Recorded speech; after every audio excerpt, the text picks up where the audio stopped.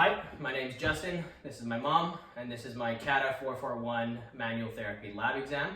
We're going to begin with an FRS left of the T5. So firstly explaining what we would expect to find in neutral flexion extension. The T5 vertebrae enjoys being in flexion, a left rotated position, and a left side bend. So to be able to find this, we would not only need to get the chin tucked into flexion, but we'd also have to get the upper spine in a slump position. But what we would expect to find is the asymmetry would be found in neutral and in extension. And basically what we would find is because of the rotated left, we would find that that left TP of T5, which would be a half level above the SP because of the rule of threes, that left TP is going to be more posterior versus the right TP is going to be more anterior. Versus in flexion, those would both even out into neutral. So what we're going to do to correct this is we're going to put her into the opposite, which is going to be extension, right rotation, and right side bend. So we're going to start off by getting you into a arms crossed position over your shoulders.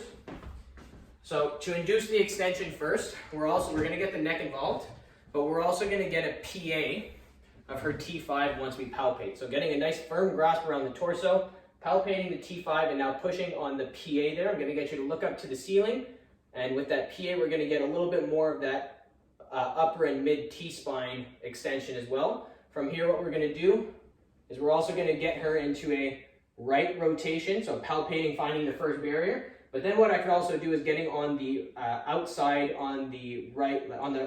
right of the T5 SP. I can induce a right to left translation, which would force right side bend there. So there are all three of her barriers. What I'm going to get you to do is I'm going to get you to do this movement, pushing into me. Go ahead.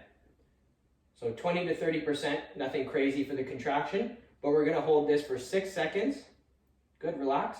We're going to find her new barrier, so more extension, keep looking up to the ceiling, forcing that PA of T5 a little bit more right rotation and getting on the outside, on the right side of the SP of T5, and forcing a right to left translation again to force more of that right side bend and come back.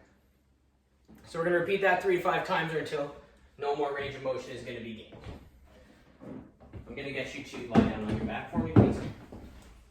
Now for our second one, it is an ERS right of C5. Very important to note, so just on the other one as well, especially when she's going into the rotation and side bend, good to know that the ischial tuberosities are both laying evenly on the bed and not one lifting up more than the other, because then it's not truly coming from the T-spine. But moving on. Our second one is an ERS right of C5. So basically what we would find here is that the C5 vertebrae likes being into extension, right rotation, and right side bend. So basically that right side of the TP, which is going to be even with the SP of the cervical spine, is going to be pointing posteriorly, and the left side is going to be pointing anteriorly. And we're going to find the asymmetry on neutral and on flexion, and it'll correct in extension. So basically, when we put the vertebrae in flexion, it won't translate right, which is how we would assess for it.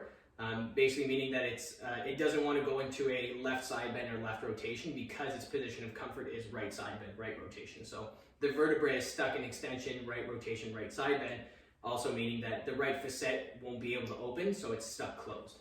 So what we're going to want to do here after our evaluation, so what we've already found that, is we're going to get basically a passive chin tuck going. So both hands on either side of the mandible, getting our abdomen to stabilize at her head, forcing that passive flexion first, which is opposite to her position of comfort of extension. She wants to go into right rotation, right side bend, so we're going to bring her into left rotation, and then to force the left side bend, we're right on the TP of C5 to try to do a left to right translation, which would also force a left side bend. So what I'm going to get you to do is you're going to try to rotate that way for me, and I'm going to resist you. Same thing as what we did before. Go ahead. So 20 to 30% contraction, and we're going to hold for 6 seconds. The counter pressure coming from the abdomen as well isn't allowing her to go into rotation. Good, relax. Now from here we can relocate our new barrier. So pushing into more of that passive chin tuck on the mandible, more into left rotation, and more of that left to right translation, which would be forcing that left side bend there. And good, you can relax and stand up for me. So similar to the first one that we did, we would repeat this 3 to 5 times until no more range of motion is gained. And we would also do a 6-second contraction on and a 15-second relaxation period.